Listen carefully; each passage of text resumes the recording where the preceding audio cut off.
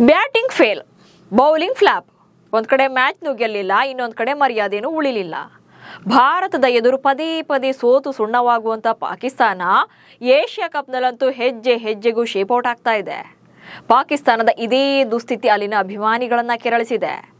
ಭಾರತ ತಂಡ ಪಾಕಿಸ್ತಾನವನ್ನೇ ಡಿಸ್ಟ್ರಾಯ್ ಮಾಡ್ತಿದೆ ಅಂತ ರೊಚ್ಚಿಗೆದ್ದಿದ್ದಾರೆ. ಪಿಸಿಬಿ ಅಧ್ಯಕ್ಷ ಮೊಯ್ಸಿನ್ ನಖ್ವಿ ವಿರುದ್ಧ ಕೆಂಡ ಕಾರಿದ್ದಾರೆ. ಕೊನೆಗೆ ಭಾರತೀಯರು ನಮಗೆ ಶೇಕ್ ಹ್ಯಾಂಡ್ ಮಾಡಲಿಲ್ಲ ಅಂತ ಕಂಪ್ಲೇಂಟ್ ಕೂಡ ಕೊಟ್ಟಿದ್ದಾರೆ. ಅಷ್ಟಕ್ಕೂ ಪಾಕ್ ಸೋಲಿನ ಬಳಿಕ ಅಲ್ಲಿನ ಫ್ಯಾನ್ಸ್ ಬಾಬರ್ ಅಜಂ ಜಪ ಮಾಡ್ತಿರೋದು ಯಾಕೆ? ನಖ್ವಿಯಿಂದ ಟೀಮ್ ನಾಶವಾಗ್ತಿದ್ಯಾ? ಭಾರತದ ವಿರುದ್ಧ ದೂರು ನೀಡಿದ್ದೇಕೆ? ಈ ಬಗ್ಗೆ ಕಂಪ್ಲೀಟ್ ಮಾಹಿತಿಯನ್ನು ನೀಡ್ತೇನೆ. ನಾನು ಶಾಂತ. ನೀವು ಸುದ್ದಿಯಾನದ ಸಬ್ಸ್ಕ್ರೈಬರ್ ಆಗೋದಕ್ಕೆ ಮರಿಬೇಡಿ.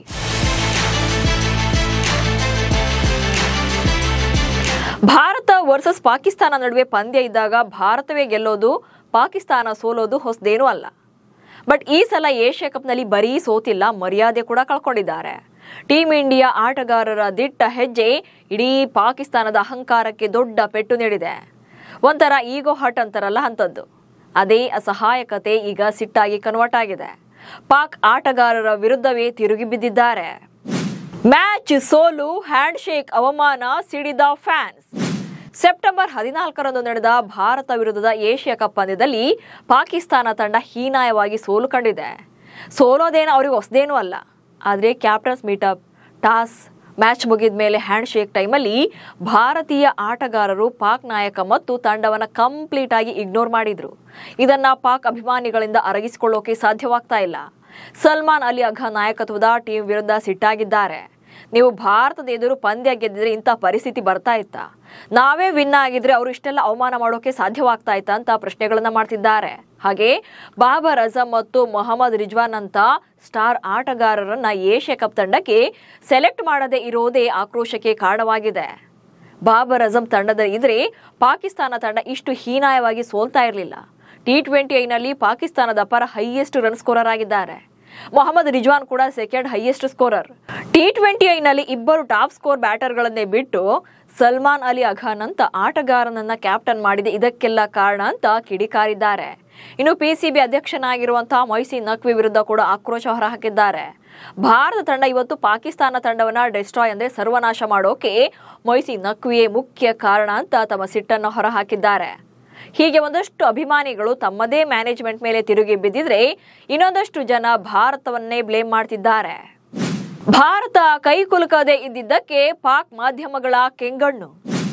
ಇನ್ನು ಟಾಸ್ ಟೈಮಲ್ಲಿ ಮ್ಯಾಚ್ ಮುಗಿದ ಮೇಲೆ ಪಾಕ್ ಕ್ಯಾಪ್ಟನ್ ಮತ್ತು ಆಟಗಾರರಿಗೆ ಭಾರತದ ಆಟಗಾರರು ಹ್ಯಾಂಡ್ ಶೇಕ್ ಮಾಡದೇ ಇದ್ದಿದ್ದಕ್ಕೆ ಪಾಕಿಸ್ತಾನದ ಒಂದಷ್ಟು ಮಾಜಿ ಆಟಗಾರರು ಹಾಗೆ ಫ್ಯಾನ್ಸ್ ಸಿಟ್ಟಾಗಿದ್ದಾರೆ.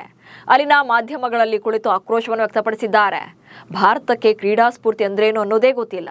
ಆಟ ಅಂದಮೇಲೆ ಅದರ ನಿಯಮಗಳನ್ನ ಪಾಲನೆ ಮಾಡಬೇಕು. ಅದನ್ನ ಬಿಟ್ಟು ವೈಯಕ್ತಿಕವಾಗಿ ಯಾಕೆ ತಗೊಳ್ಬೇಕು ಅಂತೆಲ್ಲ ಹೇಳಿಕೆಗಳನ್ನ ಕೊಟ್ಟಿದ್ದಾರೆ.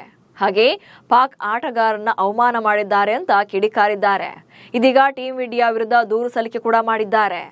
ಭಾನುವಾರ ದುಬೈ ಅಂತಾರಾಷ್ಟ್ರೀಯ ಕ್ರೀಡಾಂಗಣದಲ್ಲಿ ಸೂರ್ಯಕುಮಾರ್ ಯಾದವ್ ಗೆಲುವಿನ ಸಿಕ್ಸರ್ ಬಾರಿಸ್ತಾ ಇದ್ದಂತೆ ಭಾರತೀಯ ಆಟಗಾರರು ಪಾಕಿಸ್ತಾನದ ಆಟಗಾರರ ಜೊತೆ ಕೈ ಕುಲುಕದೆ ನೇರವಾಗಿ ಡ್ರೆಸ್ಸಿಂಗ್ ರೂಮ್ಗೆ ಹೋಗಿದ್ರು. ಇದರಿಂದ ಪಾಕ್ ಆಟಗಾರರು ಮುಖಭಂಗ ಅನುಭವಿಸಿದ್ರು. ಇದು ಕೇವಲ ಆಟದ ಮೈದಾನಕ್ಕೆ ಸೀಮಿತವಾಗದೆ ಈಗ ಅಧಿಕೃತ ದೂರಿನ ಹಂತಕ್ಕೂ ಕೂಡ ತಲುಪಿದೆ. ಪಾಕ್ ತಂಡದ ಮ್ಯಾನೇಜರ್ ಆಗಿರುವಂತಹ ನವೀದ್ ಅಕ್ರಮ್ ಚೀಮಾ ತಕ್ಷಣವೇ ಮ್ಯಾಚ್ ರೆಫರಿ ಆಂಡಿ ಫ್ರೈಕ್ರಾಸ್ಟ್ಗೆ ಲಿಖಿತ ದೂರನ್ನು ದಾಖಲು ಮಾಡಿದ್ರು. ಭಾರತೀಯ ಕ್ರಿಕೆಟ್ ತಂಡದ ಈ ನಡವಳಿಕೆ ಕ್ರೀಡಾ ಸ್ಫೂರ್ತಿಗೆ ಸಂಪೂರ್ಣವಾಗಿ ವಿರುದ್ಧವಾಗಿದೆ ಅಂತ ತಮ್ಮ ದೂರಿನಲ್ಲಿ ಆಕ್ರೋಶವನ್ನು ವ್ಯಕ್ತಪಡಿಸಲಾಗಿದೆ. ಭಾರತೀಯ ಕ್ರಿಕೆಟ್ ತಂಡದ ವರ್ತನೆ ಕ್ರೀಡಾ ಮನೋಭಾವಕ್ಕೆ ವಿರುದ್ಧವಾಗಿದೆ ಅಂತ ತಮ್ಮ ಅಧಿಕೃತವಾಗಿ ಪ್ರತಿಭಟನೆಯನ್ನು ದಾಖಲು ಮಾಡಿದ್ದಾರೆ. ಭಾರತ ತಂಡದ ಅಗೌರವದ ವರ್ತನೆಯನ್ನು ವಿರೋಧಿಸಿ ಸಲ್ಮಾನ್ ಅಲಿ ಅಘಾ ಪಂದ್ಯದ ನಂತರ ಪ್ರಶಸ್ತಿ ಪ್ರದಾನ ಸಮಾರಂಭದಿಂದ ದೂರ ಉಳಿದ್ರು ಅಂತ ಪಿಸಿಬಿ ತನ್ನ ಅಧಿಕೃತ ಹೇಳಿಕೆಯಲ್ಲಿ ತಿಳಿಸಿದೆ. ಈ ಮೂಲಕ ತಮ್ಮ ಸೋಲಿನ ಹತಾಶೆಗೆ ತೇಪೆ ಅನ್ನ ಹಚ್ಚುವಂತ ಕೆಲಸ ಮಾಡ್ತಿದ್ದಾರೆ.